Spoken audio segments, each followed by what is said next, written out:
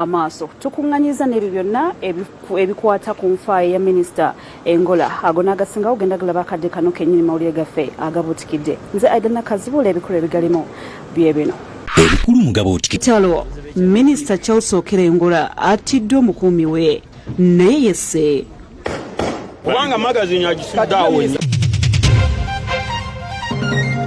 Baminisita Bakungubagidde Minisita Engola amyuka sipiika ayagala babeetoolodde bakeberebwe emitwe